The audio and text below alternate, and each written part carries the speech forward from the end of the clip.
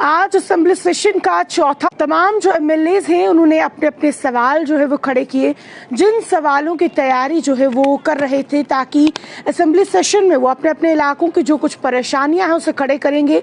लेकिन अभी हम जो है बात करेंगे खासकर महराज मलिक जो कि एमएलए डोडा है, उन्होंने डिस्ट्रिक्ट डोडा को लेकर क्या कुछ आज असेंबली सेशन में बातचीत की, क्योंकि हमने देखा कि किस तरीके से डोडा की बात करें या फिर जम्मू कश्मीर में ड्रग एडिक्शन को लेकर जो है परेशानी ज्यादा बढ़ रही है, उसको लेकर उन्होंने कल के दिन पे बात की थी। लेकिन आज जो उन्होंने असेंबली सेशन में बात की है उसी को लेकर आज जो है विस्तार से बात करेंगे। सबसे पहले बात करें, आज उन्होंने असेंबली सेशन में जो है तमाम जो अहम बातें हैं उनके ऊपर चर्चा की, और इस चर्चा में जो है सबसे पहले उन्होंने कहा कि वो भी एक गांव से निकल कर आते हैं। एक बात करें कि गरीब लोगों की क्या कुछ परेशानियां रहती हैं, गरीब लोगों की क्या कुछ मजबूरियां हैं, महराज मलिक जो है उस बात को समझते हैं।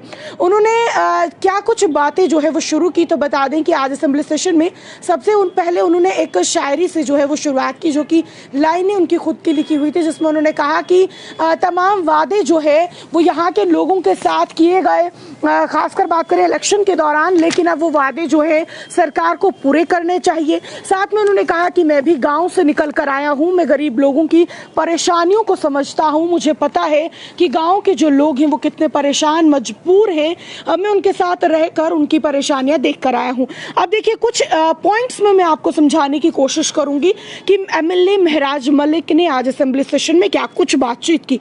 सबसे पहले उन्होंने कहा कि सर्कुलेशन ऑफ मनी जो है वो जम्मू कश्मीर में खत्म हुआ है 370 टूटने के बाद। अब देखिए क्या है सर्कुलेशन ऑफ मनी, यानी कि बाहर से कॉन्ट्रैक्टर आ रहे हैं, बाहर से मिस्त्री आ रहा है, बाहर से ही तमाम काम करने के लिए लोगों को लाया जा रहा है, तो यानी कि अंदर का पैसा बाहर जा रहा है, यानी कि जम्मू कश्मीर का जो भी पैसा है वो बाहर जा रहा है, लेकिन बाहर से जम्मू कश्मीर में कोई पैसा नहीं आ रहा है। ये सर्कुलेशन ऑफ मनी है जो जम्मू कश्मीर में खत्म हो रहा है।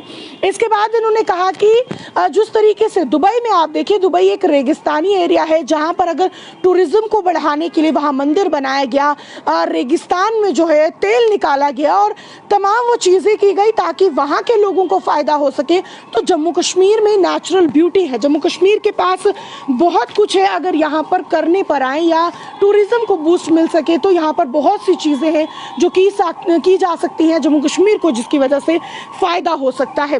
अब उन्होंने कहा कि यहाँ पर क्यों नहीं आखिरकार टूरिज्म जो है वो बढ़ाया जा रहा है, हालांकि यहाँ पर बढ़ाया जा सकता है। इसके बाद चौथी बात उन्होंने ये कही कि चैंपियंस ट्रॉफी की अगर हम बात करें, आप देख सकते हैं कि मेजबानी जो है वो पाकिस्तान कर रहा था, लेकिन इंडिया के साथ जो कुछ मैचेस थे, जो अहम मैचेस थे, वो दुबई में रहे, और उसी को लेकर उन्होंने कहा कि अगर दुबई में मैच हो सकता है, दुबई में जो है वो रेवेन्यू जनरेट हो रहा है, तो जम्मू कश्मीर में क्यों नहीं। जम्मू कश्मीर के पास असीम खूबसूरती जो है वो ईश्वर की द्वारा दी गई है, जम्मू कश्मीर में खूबसूरती की कोई कमी नहीं है, जगह की कोई कमी नहीं है, तो क्यों, क्या जम्मू कश्मीर में इस तरीके के इंटरनेशनल लेवल के मैचेस नहीं हो सकते? क्या यहाँ पर क्रिकेट के प्रेमी नहीं है, यानी कि यहाँ पर क्या क्रिकेट लवर्स नहीं है? हिंदुस्तान से या फिर तमाम जगहों से दुबई में लोग जा रहे हैं मैचेस देखने के लिए, रेवेन्यू जनरेट हो रहा है, उनका टूरिज्म बढ़ रहा है, तो क्या जम्मू कश्मीर में इस तरीके का कोई फैसला नहीं लिया जा सकता? इसके बाद अगर हम बात करें, उन्होंने कहा कि जम्मू कश्मीर में अल्कोहल जो है वो बैन होना चाहिए, नशा बंद होना चाहिए। अल्कोहल बैन को लेकर अगर मैं बात करूं, उन्होंने कहा कि जो शराब की दुकानें नई नई खुल रही हैं वो बंद होनी चाहिए, जो पहले से दुकानें हैं वो यहाँ बंद होनी चाहिए। अब देखिए इसके बाद उन्होंने एक और ज़रूरी बात की यहाँ पर कि जिस तरीके से हमने देखा कि यूथ जो है वो अनएम्प्लॉयड है, एजुकेटेड यूथ अनएम्प्लॉयड है, इतनी पढ़ाई करके जो है इंजीनियरिंग करके डिग्रियाँ ले लेकर जो है यूथ घर पर पड़ा है, और जिसकी वजह से अनमैरिड है, यानी कि अब देखिए कि एजुकेटेड तो है लेकिन नौकरी नहीं है, काम नहीं है, तो कोई भी उन्हें जो है शादी के लायक नहीं समझ रहा है, उनके घर रिश्ते तक नहीं भेजे जा रहे। क्यों? क्योंकि वो काम नहीं कर पा रहे, उनके पास नौकरी नहीं है। तो उन्होंने कहा कि उस यूथ की भी हमें मजबूरी और परेशानी समझनी होगी। यहाँ पर जो है आप देख सकते हैं ये अनमैरिड लोगों का अगर आप रेट देखेंगे जम्मू कश्मीर में काफ़ी बढ़ चुका है, उसे खत्म करना होगा। अब यहाँ पर देखा जाए अनमैरिड है, अनएम्प्लॉयड है, तो जिसकी वजह से लोग नशे की ओर बढ़ते जा रहे हैं, उसको लेकर कुछ बड़ा फैसला लिया जाना चाहिए। इसके बाद उन्होंने कहा कि आउटसाइडर कॉन्ट्रैक्टर जो है वो यहाँ पर आ रहे हैं, यानी कि बाहर से कॉन्ट्रैक्टर्स यहाँ पर आ रहे हैं, बाहर से काम करने के लिए आ रहे हैं, जो कि 5 गुना ज़्यादा यहाँ पर मुनाफा जो है वो कमाते हैं। और यहाँ के लोग फिर खाली हाथ, यानी कि नौकरियों को लेकर भी खाली हाथ, कॉन्ट्रैक्ट्स को लेकर खाली हाथ, कोई काम मिल रहा है उसमें भी जम्मू कश्मीर के लोगों के हाथों में कुछ नहीं है। इसके बाद उन्होंने कहा कि एसपीओज की सैलरी को बढ़ाया जाना चाहिए। डेली वेजर्स की बात करें, अगर आपके पास इतना है, यानी कि अगर आप कर सकते हैं तो उन्हें परमानेंट कर दीजिए, अगर आप परमानेंट नहीं कर सकते तो कम से कम उन्हें तनख्वाह जो है वो मिलनी चाहिए, तनख्वाह बढ़ाई जानी चाहिए। और साफ तौर पर उन्होंने कहा कि जिस तरीके से एसपीओ काम कर रहे हैं, एसपीओ से ज़्यादा रिस्क लेकर जो है वीडीसी हैं, वीडीजीज हैं, जो कि ज़्यादा रिस्क लेकर काम कर रहे हैं। कहा कि आपने सिर्फ उन्हें बंदूकें थमा दी हैं, लेकिन बंदूकों से घर नहीं चलता, सेफ्टी जो है वो सिर्फ बंदूकों से नहीं चलती। उन्हें सैलरी मिलनी चाहिए, उनका भी जो है रोज़गार होना चाहिए, ताकि वो जो है सुरक्षित भी महसूस कर सकें, अपने परिवार का भी भरण पोषण कर सकें। इसी के साथ में उन्होंने बात की कि यहाँ पर बात करें, उन्होंने कहा कि अगर परमानेंट किया जा सकता है तो अच्छी बात है, अगर नहीं तो कम से कम सैलरी बढ़ाई जानी चाहिए। इसके बाद उन्होंने बात की कि जितने एमएलएज हैं उनकी सैलरी इंक्रीमेंट भी होनी चाहिए, क्योंकि उन्होंने अपनी उदाहरण देते हुए कहा कि बाहर जब असेंबली से बाहर वो निकले तो उन्होंने कहा कि जिस तरीके से मैं हूँ, अगर 1,10,000 मुझे सैलरी मिल रही है तो बढ़ाई जानी चाहिए, लगभग 3 लाख तक जो है वो की जानी चाहिए। क्योंकि अब जिस तरीके से मैं गाँव से निकल कर आया हूँ, कुछ लोग कल मेरे पास उम्मीद लेकर आएंगे, कुछ लोग चंदे के लिए आएंगे, कुछ लोग मदद के लिए आएंगे, या कुछ लोग अपने काम को लेकर मुझसे मिलने आएंगे, दूर दराज इलाके से वो आएंगे, उनके खाने पीने रहने की व्यवस्था मुझे करनी होगी, तो उसके लिए ज़रूरी है कि मेरे पास भी पैसा हो। क्योंकि उन्होंने कहा इलेक्शन जो है वो भी मैंने चंदे पर ही जो है वो जीता किया, तो कहीं ना कहीं अब मेरे पास कुछ होना चाहिए ताकि मैं गरीब आवाम जो मेरे पास आएगी मैं उसकी मदद कर सकूं।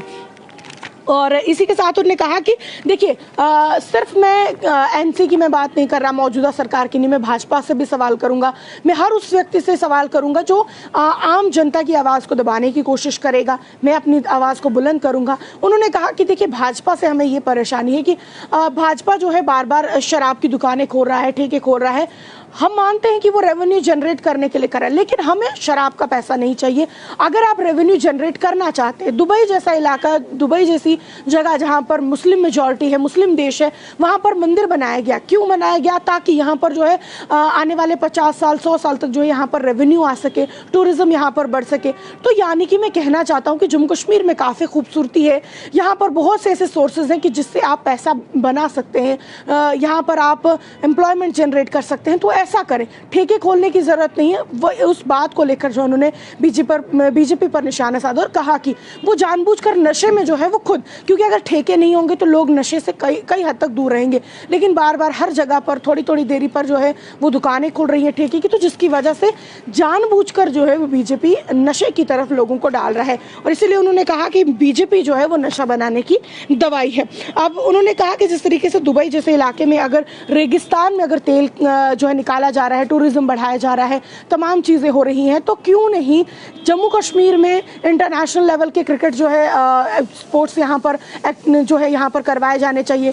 यहाँ पर खूबसूरती है, टूरिज्म बढ़ाया जाना चाहिए, तमाम चीज़ें की जानी चाहिए। वहाँ से आप रेवेन्यू जनरेट करिए, अनएम्प्लॉयड यूथ को भी जो है इससे फ़ायदा होगा, और अल्कोहल से जो है हमें रेवेन्यू जनरेट करने की ज़रूरत नहीं है। और आखिर में अगर मैं बात करूँ, उन्होंने कहा कि मुफ्त बिजली जो है वो 24/7 यहाँ पर मिलनी चाहिए, 24 घंटे बिजली होनी चाहिए और मुफ्त बिजली होनी चाहिए। और साथ में उन्होंने आखिरी उनके शब्द ये थे कि जम्मू कश्मीर को बेहतर कैसे बनाना है, मैं इस बात पर जोर दे रहा हूँ। अगर मौजूदा सरकार इस पर काम करती है तो मैं आराम से घर पर बैठकर अपने परिवार के साथ रहूँगा, मुझे ज़रूरत नहीं है। लेकिन अगर आम जनता की आवाज़ नहीं सुनी जाएगी, आम जनता का काम नहीं किया जाएगा, तो मुझे निकलना होगा। अगर ये चाहते हैं कि मैं अपनी आवाज़ को बंद कर दूँ और मैं जो है इनके रास्ते में ना आऊँ, तो उन्हें ये करना होगा कि वो जनता का काम कर ले। मेरे लिए ये ज़रूरी है कि जनता का काम हो, अनएम्प्लॉयड यूथ का काम हो, तो मैं घर पर बैठ जाऊंगा। लेकिन अगर जम्मू कश्मीर का फ़ायदा होगा, जम्मू कश्मीर के लिए काम किया जाएगा।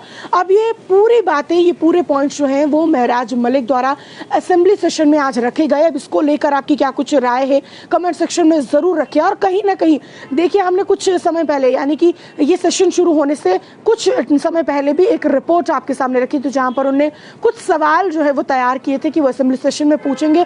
और अभी तक हम देख पा रहे हैं कि वो अपने उस बात पर जो है खरे उतरे हैं। उन्होंने जो सवाल कहे थे, तमाम वो सवाल उनके द्वारा पूछे जा रहे हैं। और सिर्फ बीजेपी की मैं बात नहीं कर रही। एनसी या तमाम जितने भी लीडर्स वहाँ पर थे, जितने भी एमएलए वहाँ पर है, उनसे सवाल किया जा रहा है और उन्होंने कहा कि जो ब्यूरोक्रेसी है उसे हम खत्म करेंगे, क्योंकि यहाँ पर जो ब्यूरोक्रेट्स रहे हैं उन्होंने आज तक जनता को लूटा है, लेकिन अब जो चुने हुए लोग हैं वो यहाँ के लोगों के लिए काम करें। अगर वो काम करते हैं तो मैं घर बैठकर जो है आराम से अपने परिवार के साथ रहूँगा, लेकिन मेरे लिए ज़रूरी है कि जम्मू कश्मीर के लोगों का काम हो।